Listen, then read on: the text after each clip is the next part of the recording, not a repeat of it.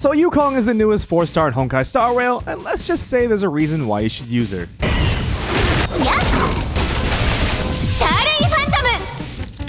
Her attack buffs are higher than Asta's, and her crit buffs are better than Bronya's. But to balance out her amazing abilities, playing her comes with a catch which makes it trickier to use than others.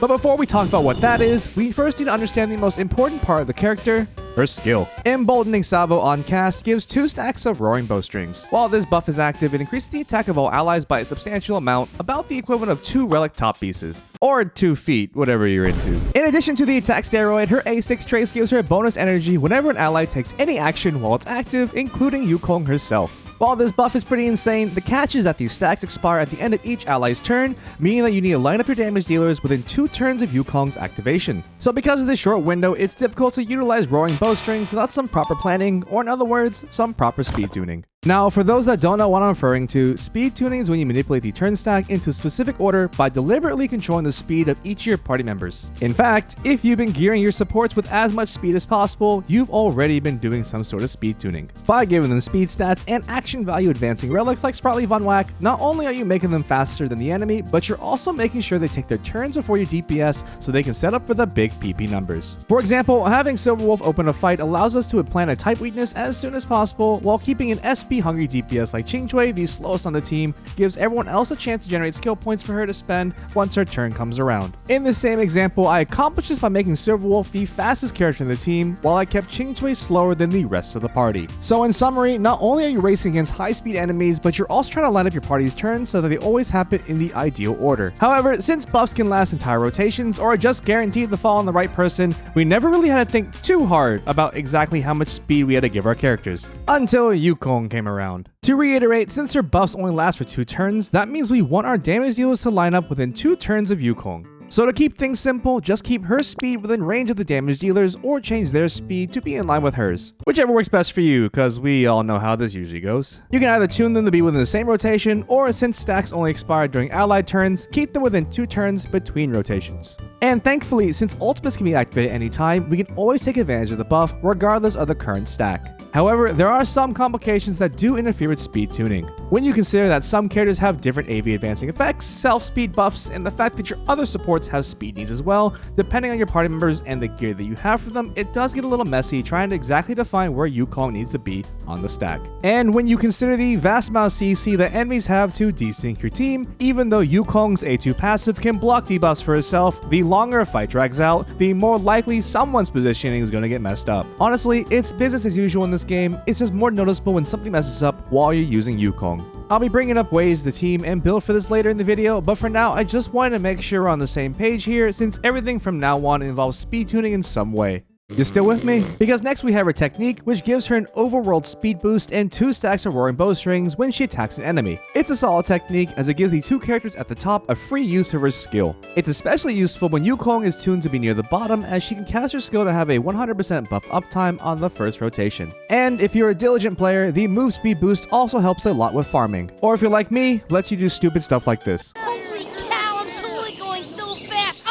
Now, aside from buffing her party, she also puts the harm in harmony, as her talent adds an extra hit to her basic attack and doubles its toughness damage every other turn. And finally, we have her ultimate, another key part of the character. It's a single target nuke that adds a crit stat buff to Roaring Bowstrings if it's active during the cast. It's a fairly expensive ultimate, and if your team desyncs, you could be sitting on a full energy bar for a while. But in exchange, its crit buffs are unmatched and can give you some pretty ridiculous screenshots. Also, since the buff applies an activation, and when you consider the team-wide imaginary damage boost her A4 trace gives, even my completely unbuilt Yukong is putting in a decent amount of work. Now, since her buffs are tied to her ultimate and skill levels, I recommend that you prioritize leveling those traces first before investing into her talent and basic attack. Her whole kit revolves around Roaring Bowstrings, and most of her damage comes from her ultimate as well, so those 2 traces are the highest priority. Now, to wrap up this overview, let's quickly go over her eidolons and whether or not she needs them to function. Starting off with her E1, it gives the party a 2-turn speed boost when the battle begins. It's a decent buff to have, but it can cause some complications if you have some specific speed tuning with characters with a high high base speed. So be careful with this one.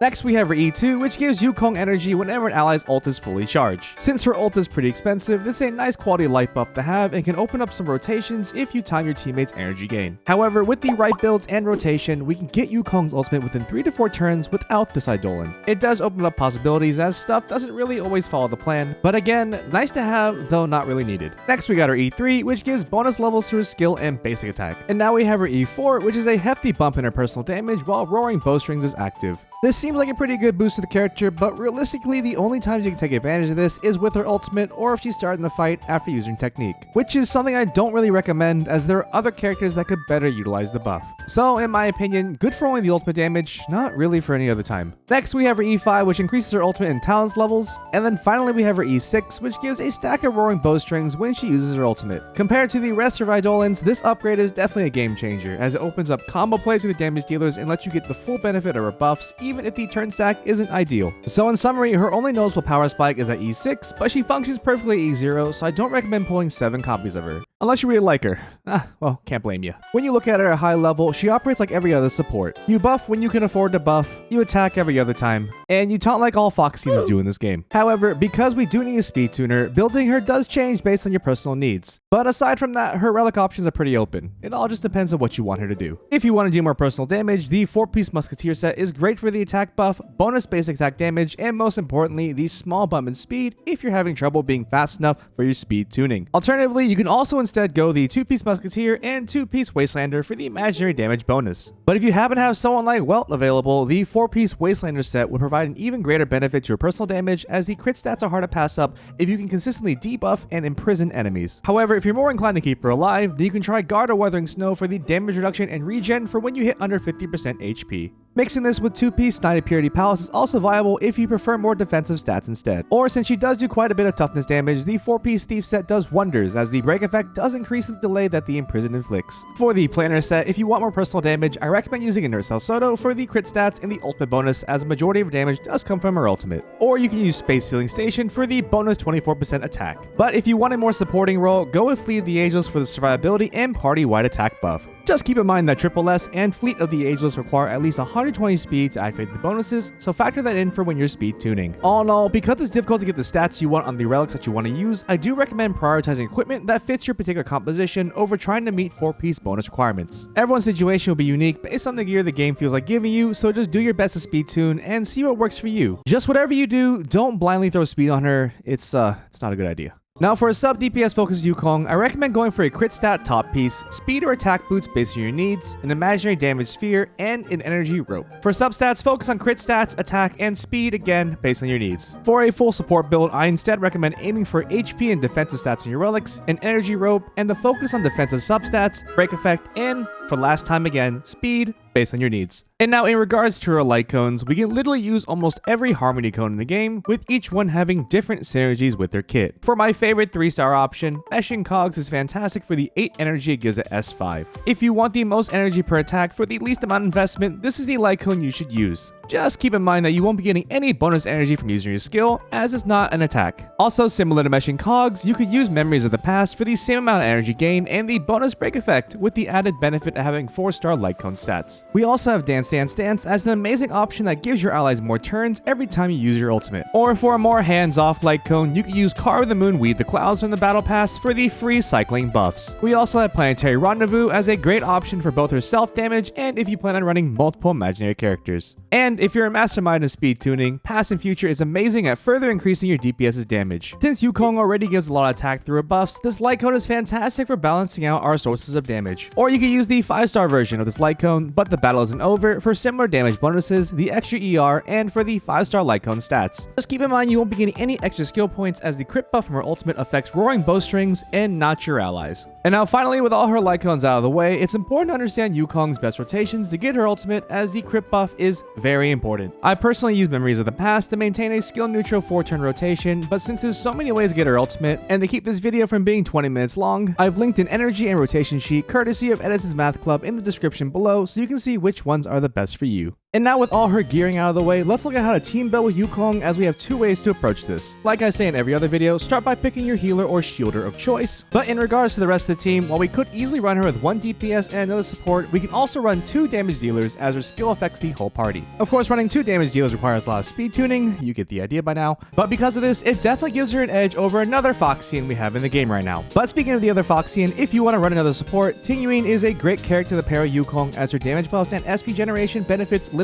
every hyper carry team. Or if you prefer an agility character, Pela and Silverwolf are also pretty strong picks, as their debuffs not only benefit the DPS, but also makes Yukong's ultimate do a lot more damage. And if you happen to have Luocha, you can run an imaginary quantum composition with Silverwolf, or a mono imaginary team if you also happen to have Well. And now for the damage dealers, like I mentioned earlier, characters with different AV advancing effects and cell speed buffs can possibly mess up your stack, but there are standouts that can really utilize Yukong's buffs. Starting off with one of my favorites, Sushong is a great character to pair with Yukong. Sushong benefits from partying with strong breakers, as her skill does the most damage to weakness broken enemies. And thanks to her E1 skill point refund, her SP economy easily lets her be paired with another damage dealer. Although she may fall out of line due to the speed boost on her talent and the AV advance from A6 Trace, her ultimate immediately gives her a turn on use, so you can always take advantage of Yukong's buffs whenever they're up.